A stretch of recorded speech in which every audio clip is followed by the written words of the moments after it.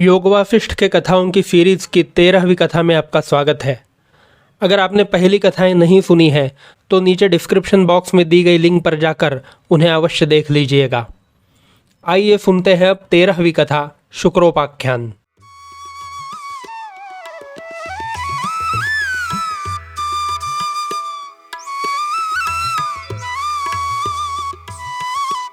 शुक्रोपाख्यान द्वारा ऋषि वशिष्ठ ने रामचंद्र जी को यह बतलाया कि वासना और संकल्प के अनुसार ही मनुष्य को गति प्राप्त होती है।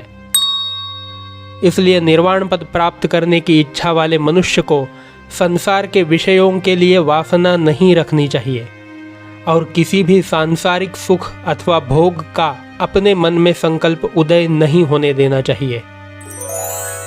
एक समय की बात है कि मंदराचल पर्वत पर भृगु नाम के मुनि ने उग्र तप करना आरंभ किया। उनके समीप उनकी देखभाल और सेवा करने के लिए उनके प्रिय और सर्वगुण संपन्न पुत्र शुक्र रहने लगे। भृगु ऋषि ने निर्विकल्प समाधि लगाई तो शुक्र को सेवा कार्य से कुछ अवकाश मिला। एक समय जबकि शुक्र शांत चित्त बैठे हुए प्रकृति की शोभा का निरीक्षण कर रहे थे, उनको आकाश मार्ग से जाती हुई एक रूप लावण्य संपन्न अप्सरा दिखाई पड़ी। उसको देखते ही शुक्र के मन में काम वासना उदय हो गई। उस अप्सरा को प्राप्त करने की प्रबल इच्छा उनके मन में उत्पन्न हो गई। उनको यह ख्याल आया कि यह अप्सरा देवलोक की है, इसलिए देवलोक जाना चाहिए। इस संकल्प का उदय होते ही उनका सूक्ष्म शरीर स्थूल शरीर को छोड़कर देवलोक पहुंचा। शुक्र ने अपने आप को इंद्रलोक में पाया। वहां पर चारों ओर ऐश्वर्य और भोग, सौंदर्य और आनंद का साम्राज्य दिखाई पड़ रहा था।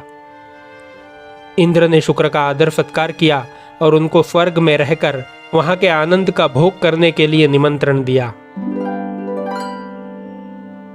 शुक्र का मन तो उसी अप्सरा के पीछे लगा था जिसको देखकर वे काम से परास्त हुए थे। स्वर्ग में उसकी तलाश करते फिरने लगे। आखिर वह एक वाटिका में विहार करते हुए मिल ही गई। आंखें चार होते ही दोनों में परस्पर स्नेह का उदय हो गया और आनंद से वे दोनों एक दूसरे के साथ रहने लगे। इस प्रकार उस विश्वाची नाम की देवसुंदरी के साथ आनंद का उपभोग करते करते शुक्र को बहुत समय बीत गया। जब उसके पूर्वकृत पुण्यों का भोग द्वारा क्षय हो गया तो वह स्वर्ग से गिर पड़ा। इसी प्रकार वह अप्सरा भी अपने पुण्य क्षीण होने के कारण स्वर्ग से गिरी। कुछ समय तक दोनों के सूक्ष्म शरीर चंद्रमा की किरणों में रहे, फिर अनाज के पौधों में आकर रहे। उस पौधे के धान्य को जिसमें शुक्र का जीव था दशारण्य देश के एक ब्राह्मण ने खाया और उस धान्य को जिसमें विश्वाची का जीव था मालव देश के राजा ने खाया।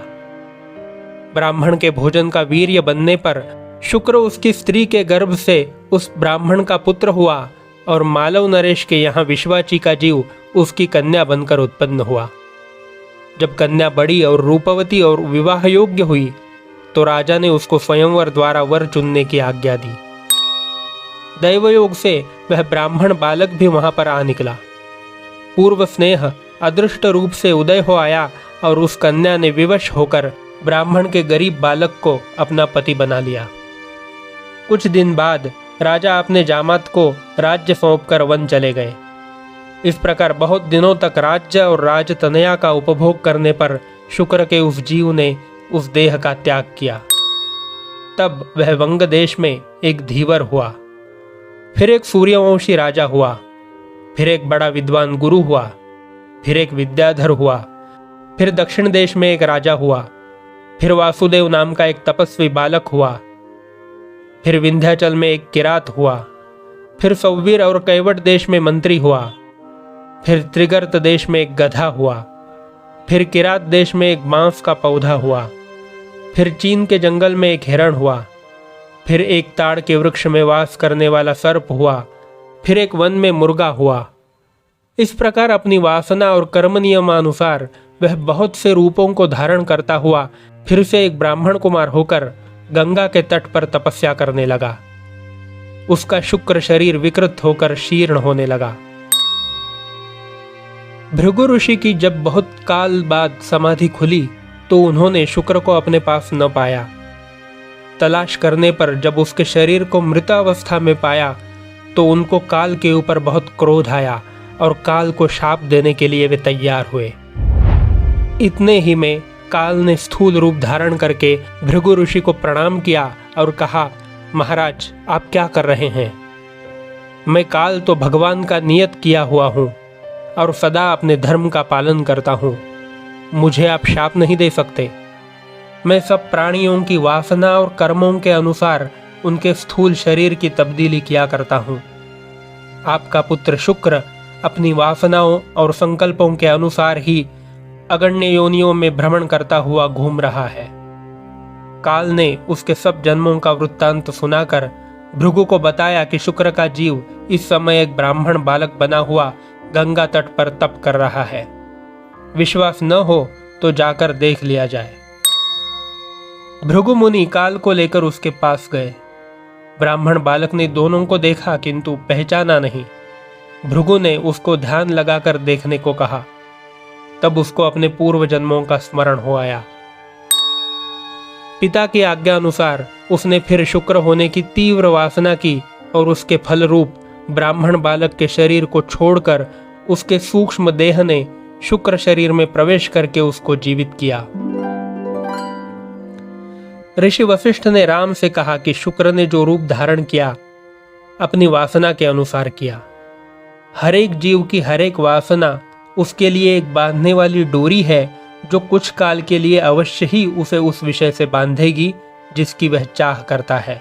कठोपनिषद में इसी कारण से यह कहा है कि यदा सर्वे प्रमुच्यन्ते कामा येस्य हृदि श्रिताः अथ मृत्यो मृतो भवत्यत्र ब्रह्म समश्नुते। अर्थात जब इस जीव के हृदय में वास करने वाली वासनाओं का परित्याग हो जाता है तभी मर्त्य जीव अमृत होकर ब्रह्मत्व को प्राप्त करता है।